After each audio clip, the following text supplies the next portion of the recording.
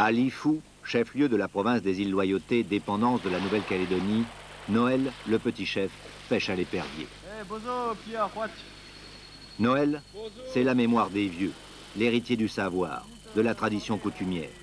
Il est le livre d'une histoire kanak qui n'a jamais été écrite. C'est à lui que Alain Tiburcy et Bertrand Loyer s'adressent pour avoir la signification des macabres découvertes qu'ils ont faites dans les grottes de l'île.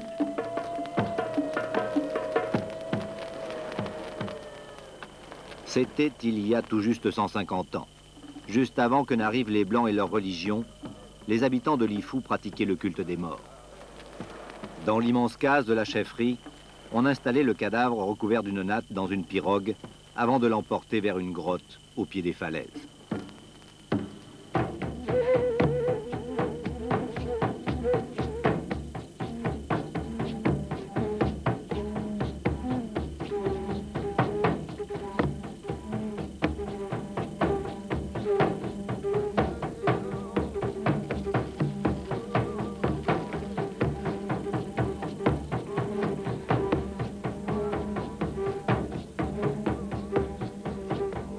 La pirogue est installée au plus profond de la grotte, mais toujours de manière à ce que le mort puisse surveiller les poissons et garantir aux vivants une pêche toujours bonne.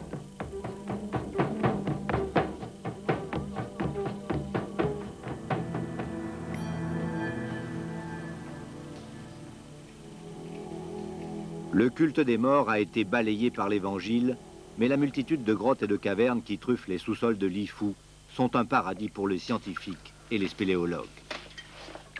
Alain Tiburcy a découvert ici en 3 ans des dizaines de cavités. En compagnie de Bertrand Loyer, il part pour une exploration d'un de ces labyrinthes souterrains dont seule la nature a le secret de la construction. Une descente placée sous la protection de celui qui symbolise l'esprit de tous les morts enterrés dans les grottes.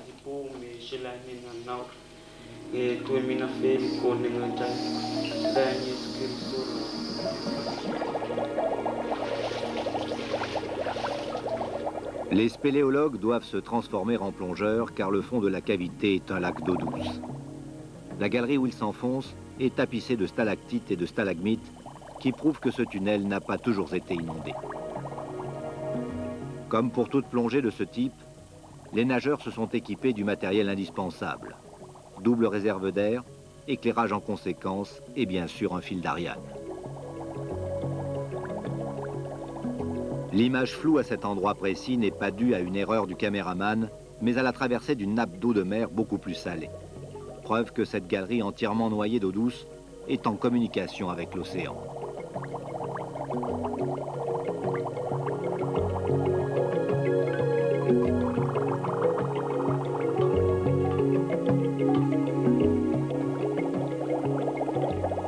Et toujours ce paysage de calcaire formé il y a 15 000 ans lorsque le niveau des mers s'est abaissé d'une centaine de mètres.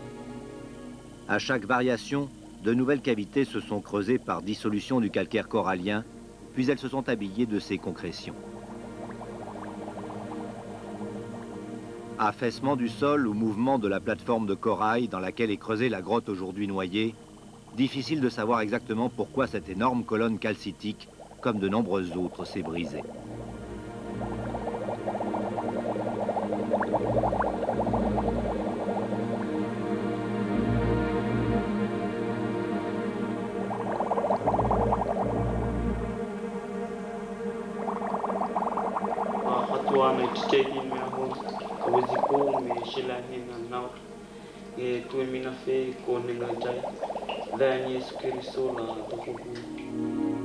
Ici, les dépôts calcaires ont partiellement fermé le conduit. Le passage d'une telle étroiture, véritable chatière pour spéléologues, déjà délicat hors de l'eau, devient une épreuve redoutable lorsque tout est inondé. Un seul moyen, décapeler, c'est-à-dire faire passer bouteilles et matériel devant soi.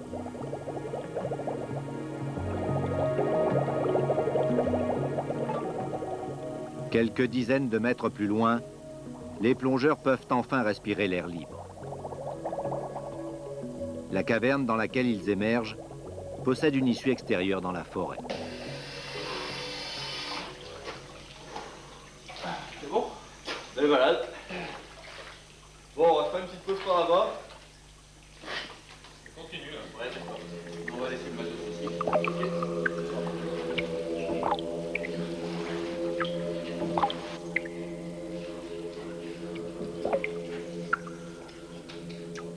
La morphologie ventrue particulière aux stalactites suspendues à la voûte prouve que cette grotte a connu une phase noyée plus élevée que l'actuelle, éternel yo-yo du niveau des océans.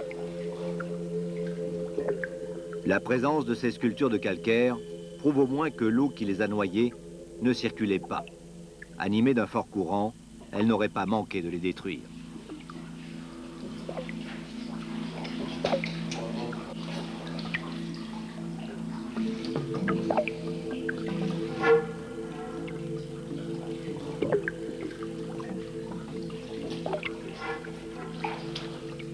À l'autre extrémité de cette grande salle qui ressemble à une immense piscine souterraine, les explorateurs tournent encore une fois le dos à la lumière du jour pour continuer dans la galerie qui s'ouvre devant leurs torches, mais cette fois à pied sec.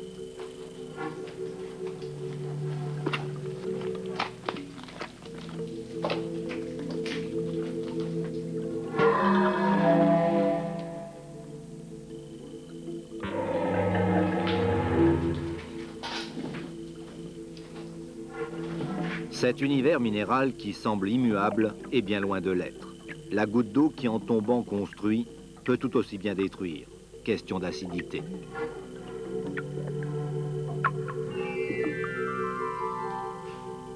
La lumière des torches allume les myriades de cristaux qui recouvrent ces draperies de pierre. Il s'agit ici de stalactites de type Pendlock qui n'ont jamais été noyées.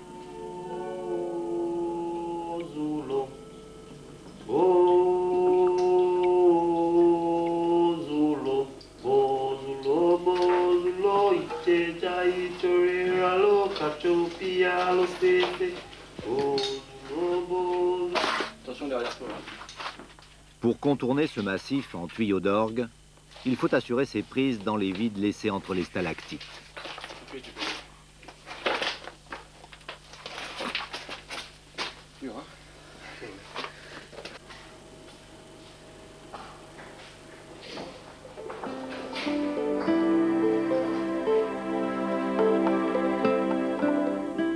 À nouveau, une colonne imposante, cassée nette, soit en raison du tassement du plateau de corail, soit d'un mouvement tectonique.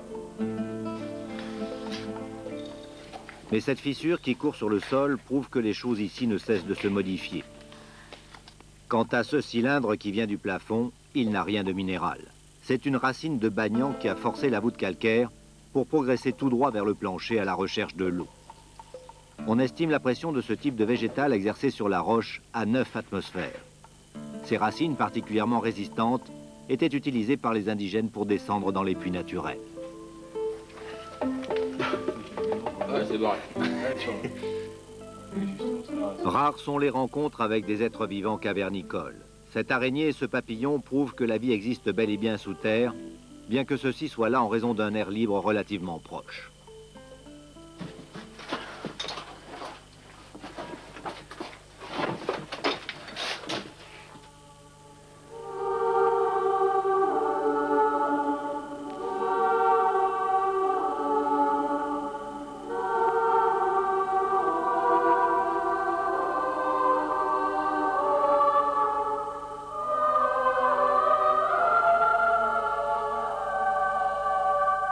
Voici l'un des aspects les plus spectaculaires des concrétions souterraines, les excentriques, appelés ainsi parce que leur forme semble défier les lois de la pesanteur.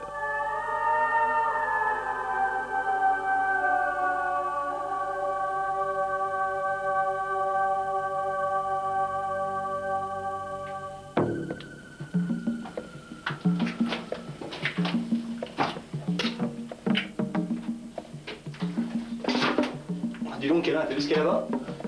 Il y a le jour. Ah ouais? C'est le jour. C'est pas large. Alors, rentrez.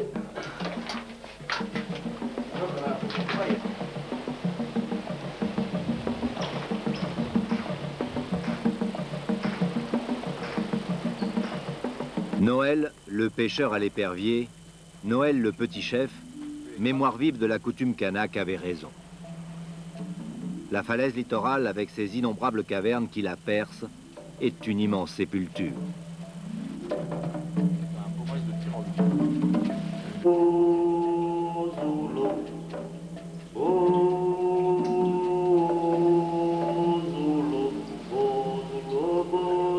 À À Lifou, le culte des morts n'est plus célébré aujourd'hui comme hier. Mais les esprits sont toujours bien présents dans les grottes obscures. Alors, laissons-les en paix.